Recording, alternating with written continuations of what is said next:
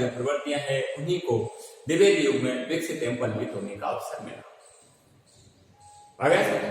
बहुत सारी हैं, वो हटकर हैं। कौन कौन सी ऐसी प्रवृत्तियां हैं जो नई आई थी द्विवेदी युग में, जिसकी वजह से इस कालखंड का नया नाम द्विवेदी युग रखा गया? क्यों? क्योंकि साहित्य में कभी भी जब काल का नामकरण होता है, काल का जो युग बदलता है वो तभी बदलता है जब कोई नई प्रवृत्तियों का।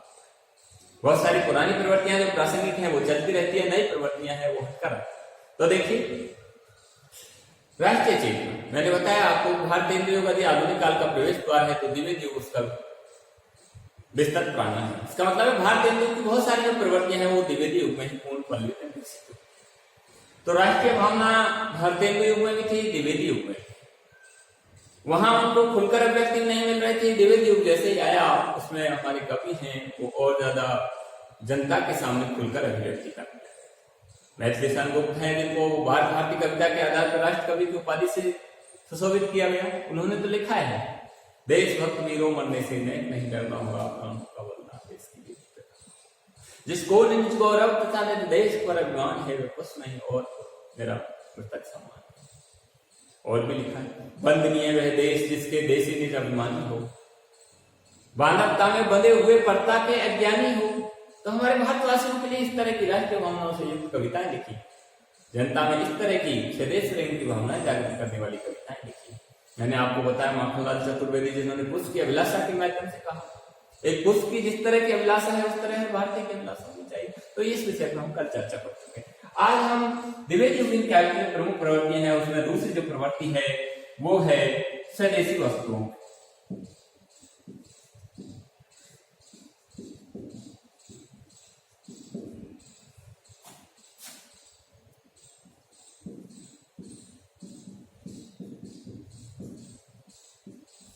अब देखिए, स्वदेशी वस्तुओं के प्रति निष्ठा या स्वदेशी वस्तुओं की महत्ता।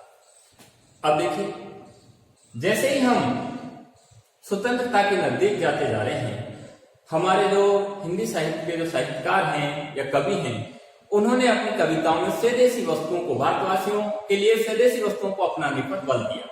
विदेशी वस्तुओं का उन्होंने बहिष्कार किया। लिखा है हमारे साहित्यकारों ने अपनी कविता के माध्यम से, अपनी काव्य के माध्यम से जनता पर स्वदेशी वस्तुओं के प्रति लगाव उत्पन्न करने के लिए, विदेशी वस्तुओं के प्रति हे या घृणा के भाव पैदा करने के लिए इस तरह की काव्य लिखी। लिखा है, एक जगह आपने देखा होगा कि मैथिली गुप्त ने कहा भी है, क्या कहा? स्वदेशी वस्त्र का न त्याग कीजिए, विनय इतना हमारा मान है। भारतवासियों से कहा है कि स्वदेशी वस्त्र का न त्याग कीजिए, विनय इतना हमारा मान दीजिए। शपथ करके विदेशी वस्त्र को त्यागो। अगर शपथ करके विदेशी वस्त्र को त्यागो, न अपनाओ और उससे दूर भागो। तो देखिए, स्वदेशी वस्तुओं के प्रति जनता ने इस तरह का लगाव पैदा करने के लिए इस तरह की कविताएं लिखी। और भी लिखा, एक जगह लिखा उन्होंने, पानी पीना देश का, खाना देसी, निर्मल देसी रुधिर से नस नस हो संपन्न। निर्मल देसी रुधिर से नस नस हो संपन्न, नस नस हो संपन्न हमारी उसी रुधिर से। हृदय युक्त सर्वांग नखों तक लेकर सिर से। देखिए क्या कहा है, अर्थात हमारा हृदय, हमारे संपूर्ण अंग है, नाखून से लेकर सिर तक के, वो सब हमारे देश के निर्मल रुधिर से, देश की वस्तुओं से युक्त हो। इस तरह की कविता के माध्यम से इस द्विवेदी युग के कवियों ने भारतवासियों के लिए स्वदेशी वस्तुओं को अपनाने पर बल दिया। अगली जो विशेषता थी वो थी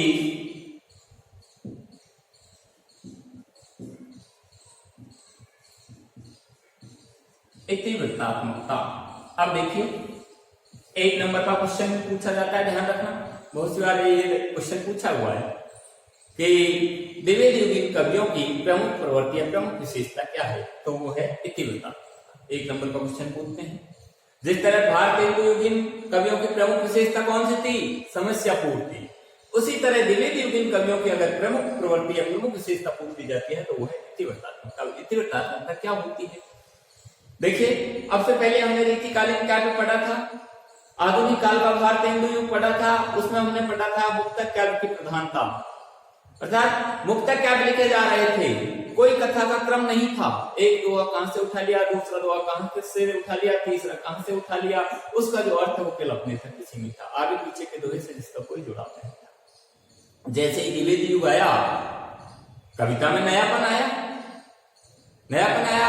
द्विवेदी जी ने इतिवृत्त का मतलब कथा काव्य अर्थात प्रबंध काव्य की तरह एक कथा के रूप में कविता लिखने पर बल दिया, वो इतिवृत्तात्मकता। यहाँ आकर हमारा साहित्य है वो इतिवृत्तात्मकता अर्थात प्रबंधात्मकता की ओर बढ़े। आपने देखा होगा मैथिली गुप्त ने साकेत लिखा है, साकेत महाकाव्य 14 सर्गों में है, एक कथा है उर्मिला के गृह वर्णन को लेकर के, अगर प्रिय प्रवास है राधा के गृह वर्णन को लेकर, उसमें भी एक कथा का। तो द्विवेदी युग जो भी काव्य लिखे जा रहे थे उसमें इतिवृत्तात्मकता था, प्रबंधात्मकता पर बल दिया लिखा। आपने देखा होगा साकेत में लिखा, उठी न लक्ष्मण की आंखें जकड़ी रही पलक, किंतु कल्पना घटी नहीं, उदित उर्मिला हटी नहीं, खड़ी हुई हृदय स्थल में पूछ रही थी पल पल में मैं क्या करूं चलो रहो, अहो कैसे कहूं चलो रहो, यदि तुम भी प्रस्तुत होगी संकोच सोच दोगी, प्रभुवर वादा पाएंगे छोड़ मुझे भी जाएंगे। तो एक कथा का क्रम है उर्मिला का और लक्ष्मण का, इस तरह का जिस समय उनको वनवास दिया जा रहा था तो उर्मिला के साथ कैसा व्यवहार हो रहा था, लक्ष्मण किस तरह से दिग्दाम फंसे हुए थे, उर्मिला है वो किस तरह से उनको अपनी त्याग भावनाओं को दिखा रही। तो एक कथा का क्रम है, उनका जो भी गृह वर्णन है, उनकी जो भी कथा है वो एक क्रम से है। उसमें से अगर एक भी दोहे को, एक भी पंक्ति को हम अगर हटाकर कहीं अन्य जगह रख देते हैं तो कथा का क्रम बिगड़ जाता है। तो ये इतिवृत्तात्मकता होती है जो द्विवेदी काव्य की प्रमुख प्रवृत्ति है। अगली जो विशेषता है द्विवेदी युगीन कवियों की वो है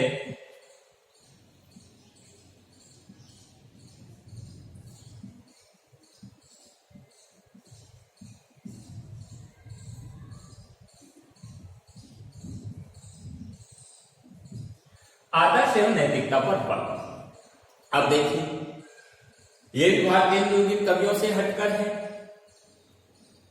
आपने पढ़ा होगा इससे पहले रीतिकाल भारतीय युग पढ़ा, उसमें श्रृंगारी कविताएं लिखी जा रही थी, नारी को भोग और विलास की दृष्टि से देखा जा रहा था, कामुक दृष्टिकोण रखा जा रहा था, नक्सित सौंदर्य किया जा रहा था। जैसे द्विवेदी जी आए, महावीर प्रसाद द्विवेदी जी ने कवियों को कवि कर्तव्य जीवन लिख करके कहा कि कविता का विषय है वो परिवर्तन। कविता जो श्रृंगारी भावनाओं की कविताएं लिखी जा रही है उस विषय को हटाओ और इसकी जगह आदर्श और संस्कृति से युक्त कविता लिखो, कविता का विषय परिवर्तित करो तो कविता का विषय बदल गया। जो कविताएं श्रृंगारी भावनाओं को लेकर लिखी जा रही थी रीतिकाल में और भारतीय युग तक, उन कविताएं श्रृंगारी भावनाओं से हटकर आदर्श और नैतिकता पर, संस्कृति से युक्त हो गई। कवियों को उपदेश दिया, कवि कर्तव्य निबंध के माध्यम से कवियों को जागृत किया, लिखा आपने देखा होगा। कवियों के लिए कहा भी है उन्होंने, कवियों उठो अब तो उठो, कवि कर्म की रक्षा करो, सब नीच भावों का हरण कर उच्च भावों से भरो। क्या कहा? कवियों को कहा कि हे कवियों अब तो उठो, जागृत हो, समझो,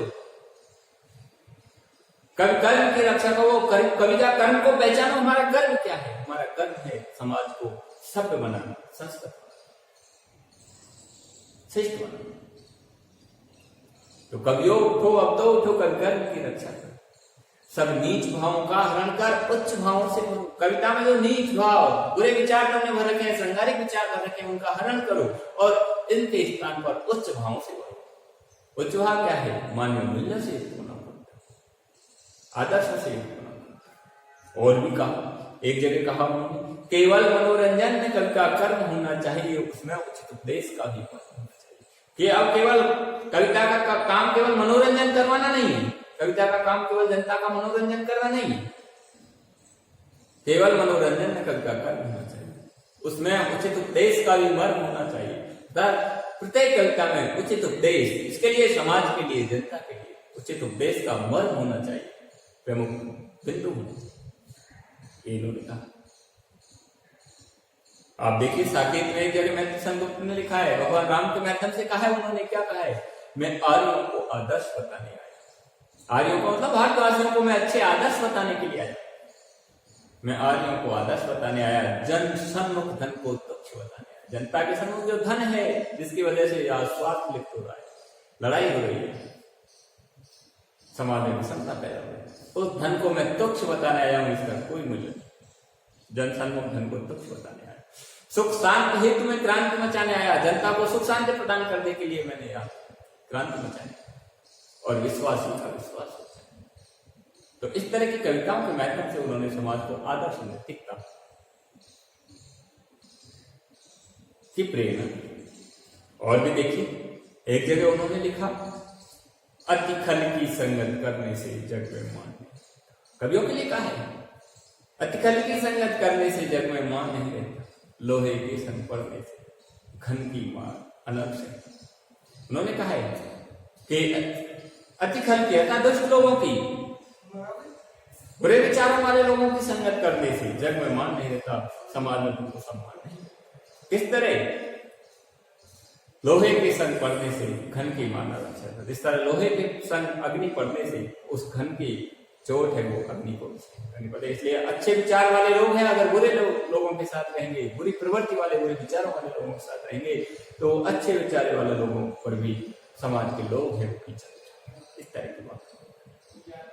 तो द्विवेदी युग में आदर्श और नैतिकता पर बल दिया गया। श्रृंगारी भावनाएं हैं उनको कविता से हटा दिया गया, समाज को शब्द और संस्कृत बनाया।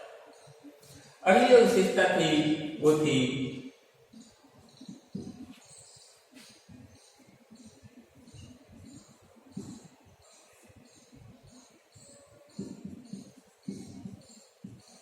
प्राकृतिक चित्रण। अब देखिए, प्राकृतिक चित्रण ये मैं आपको पहले भी बता चुका हूं कि हिंदी साहित्य की प्राकृतिक चित्रण एक ऐसी विशेषता है जो आदिकाल से और अब तक चली आती है।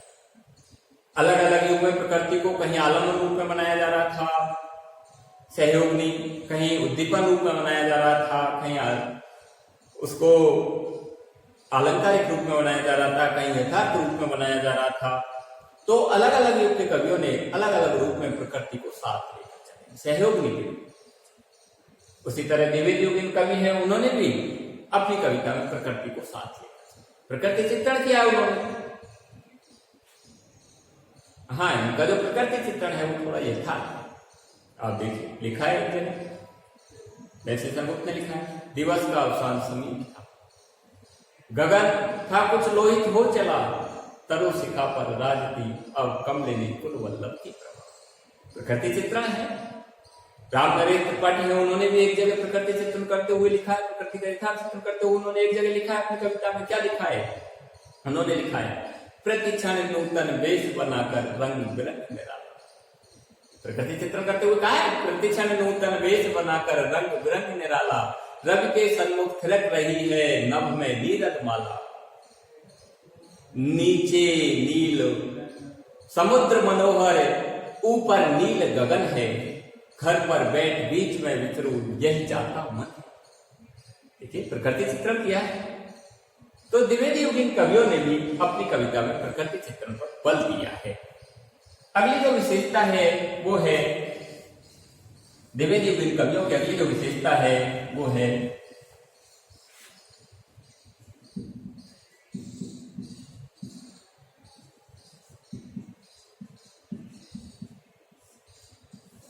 कार्य की महत्ता पर बल। अब देखिए, रीतिकाल था, इससे पहले आधुनिक काल से पहले रीतिकाल था। हमने पढ़ा था कि रीतिकाल में, आपने सेकेंड ईयर में पढ़ा होगा, रीतिकाल है वो सामाजिक पतन का काल था। क्यों? क्योंकि वहां जितने भी कवि थे वो नारी को केवल भोग और विलास की दृष्टि से देख रहे थे, सरकारी भावनाओं से देख रहे थे। नारी को समाज में सम्मान नहीं था। उसका ही प्रभाव हमारे आधुनिक काल में भारतीय कवियों पर पड़ा। उन्होंने भी श्रृंगारी भावनाओं से कविताएं लिखी, लेकिन जैसे द्विवेदी युग आया, द्विवेदी जी ने श्रृंगारी भावनाओं को कविता से हटा, आदर्श और नैतिकता पर बल दिया, और आदर्श और नैतिकता पर बल दिया तो नारी को समाज में सम्मान। आप देखिए, वैसे सरगुप्त ने जितने भी कविताएं लिखी हैं उनमें अधिकतर नारी को समाज में सम्मान प्रदान करती, नारी की महत्ता पर बल दिया है इन्होंने। समाज में विभिन्न प्रकार की जो सामाजिक समस्याएं थी, छुआछूत है, दहेज प्रथा है, बाल विवाह है, नारी के प्रति अत्याचार है, इनको सभी का इन्होंने समाज को इनसे सभी से छुटकारा दिलाने का कार्य किया, नारी को समाज में सम्मान देने का कार्य किया। यहीं से नारी को समाज में सम्मान है। आप देखिए मैथिली शरण गुप्त ने लिखा है, आपने पढ़ा होगा, अबला जीवन हाय तुम्हारी ये आंचल में है दूध और आंखों में पानी। नारी को समाज में सम्मान देने के लिए लिखा है। और भी लिखा है, आपके सिलेबस में है, आपके सिलेबस में जो द्वापर खंड का इनकी जो विद्रता नाम की कविता है, विद्रता क्या है? विद्रता वही तो है समाज की बिल्कुल प्रत्यक्ष नारी, समाज की प्रत्यक्ष नारी है, जिसके माध्यम से उन्होंने समाज में नारी को सम्मान दिया। विद्रता क्या कहती है? विद्रता कहती है, क्या कहती है? तुम भूल गए पुरुषत्व मोह में कुछ सत्ता है नारी, समरसता संबंध बनी अधिकार और अधिकारी। अगर जैसे विद्रता का पति उसके साथ अत्याचार करता है तो वो कह रही है तुम भूल गए पुरुषत्व मोह में कुछ सत्ता है नारी की, समरसता है संबंध बनी अधिकार और अधिकारी। और भी लिखा है तुम्हारे सिलेबस में विद्रता कविता में, जैसे वो अत्याचारी पति उसके साथ अत्याचार करता है तो वो विद्रता क्या कहती है? राम राम हाँ ठहरो ठहरो ये तुम क्या करते हो, अबला कहकर भी मुझको ये बलपूर्वक धरते हो, लज्जा को छोड़ी जहां तुमने छोड़ी वहां दया है, तन नहीं तो मन तो मेरा अपनी गेल गया है। विद्रता इस तरह की बातें कहकर क्या करती है समाज में नारी को? विद्रता कौन है? समाज की प्रत्यक्ष, समाज की हे दृष्टि से देखे जाने वाली वो नारी का प्रतिनिधि पात्र है। विद्रता कोई एक नहीं है, समाज की एक इस तरह की हे प्रत्यक्ष, समाज की घृणा से के दृष्टिकोण से देखे जाने वाली इस तरह की वो नारी है जो अपनी कविता के माध्यम से समाज में सम्मान प्राप्त करना चाहती है। आप देखिए उसमें लिखा है, आपके यशोधरा मैथिली शरण गुप्त का यशोधरा खंड का है, उसकी भी आपको कुछ पंक्तियां है, सखी वो मुझसे कहकर जाते। ये क्या है? नारी को सम्मान दिलाने वाली कविता है। तो द्विवेदी युग में नारी को समाज में सम्मान मिल गया था, सखी वो मुझसे कहकर जाते, कह तो क्या वो मुझको अपनी पथवा नहीं पाते, मैंने मुख उसी को जाना जो वो मन में लाते, सखी वो मुझसे कहकर जाते, सिद्धि हेतु स्वामी गए यह गौरव की बात, पर चोरी चोरी गए यह बड़ा व्याघात, सखी वे मुझसे कहकर जाते, मैंने मुख उसी को माना जो वो मन में लाते। तो ये क्या था? इस तरह की कविताओं के माध्यम से उस नारी को समाज में सम्मान प्रदान करना चाहते थे। अर्थात द्विवेदी युग की काल से ही नारी को समाज में सम्मान। आगे देखिए, अगली जो विशेषता थी वो थी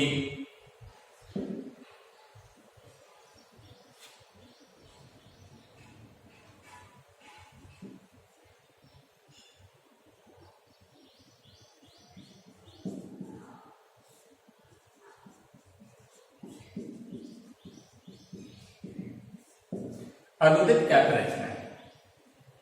अनुदित काव्य रचना, अब देखिए मैंने आपको बताया कि हिंदी साहित्य का जो आधुनिक काल था, भारतीय युग, आधुनिक काल का फर्स्ट चरण था भारतीय युग। भारतीय युग में हमारा जो काव्य था वो ब्रज भाषा में लिखा जाना था। जैसे ही द्विवेदी युग आया, महावीर प्रसाद द्विवेदी ने साहित्य में खड़ी बोली को स्थापित किया।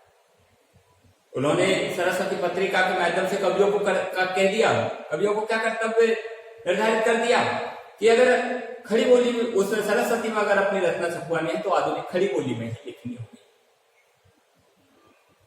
अब देखिए खड़ी बोली को पद्य में स्थापित कर दिया, साहित्य में पद्य भाग में खड़ी बोली स्थापित कर दिया। खड़ी बोली की कविता लिखने के लिए कवियों ने क्या किया? अन्य दूसरी भाषाओं की जो कविताएं हैं उनको खड़ी बोली में अनुवाद किया। इस अनुवाद करने की वजह से इस युग में अनुदित काव्य रचनाओं बहुत सारे कवियों ने अंग्रेजी, बंगला, अगर इस तरह की भाषाओं की जो कविताएं हैं जिनको खड़ी बोली में अनुवाद किया और अनुवाद करके और उनको हिंदी साहित्य में छापा। तो अनुदित काव्य रचनाओं की प्रधानता है वो द्विवेदी युग में बढ़ गई। अगली जो विशेषता थी वो थी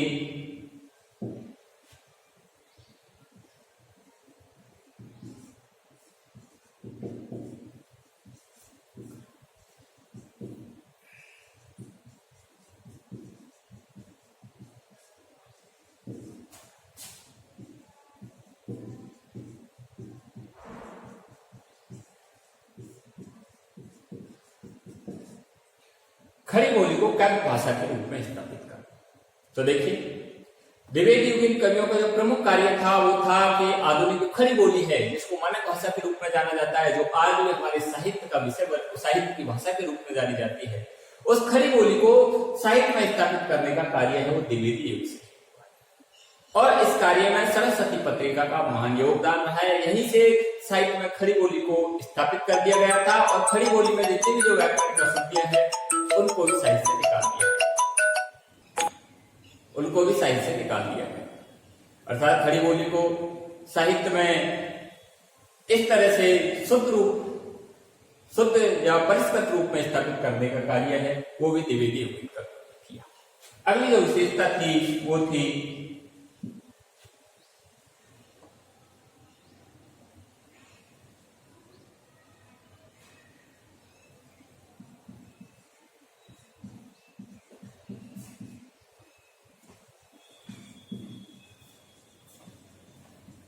काव्य रूपों की प्रधानता। अब देखिए काव्य रूप, इससे पहले रीतिकाल और भारतीय युग था, वहां मुक्तक काव्य लिखे जा रहे थे। जैसे ही द्विवेदी युग आया, यहाँ काव्य में इतिवृत्तात्मकता तो आ गई, लेकिन इतिवृत्तात्मकता के साथ साथ यहाँ बहुत सारे प्रबंध काव्य हैं, खंड काव्य हैं, इस तरह के महाकाव्य है वो भी यहाँ लिखे गए। प्रबंध काव्य है, प्रबंध काव्य के दो रूप होते हैं, महाकाव्य और खंड काव्य। तो यहाँ महाकाव्य और खंड काव्य भी द्विवेदी युगीन कवियों ने लिखा। आपने देखा होगा यशोधरा है, द्वापर है, यशोधरा है, द्वापर है, विष्णुप्रिया है, मैथिली संगोत्री खंड काव्यों के रूप में है। साकेत है वो महाकाव्य के रूप में, प्रिय प्रवास है महाकाव्य के रूप में। तो द्विवेदी युगीन कवियों ने काव्य रूप अर्थात प्रबंध काव्य, खंड काव्यों को साहित्य में स्थापित किया। यहाँ से मुक्तक काव्य साहित्य से हट गया और प्रबंध काव्य, खंड काव्यों के रूप में साहित्य लिखा जाने लग गया था। अगली लास्ट जो विशेषता थी वो थी विविध छंदों का प्रयोग।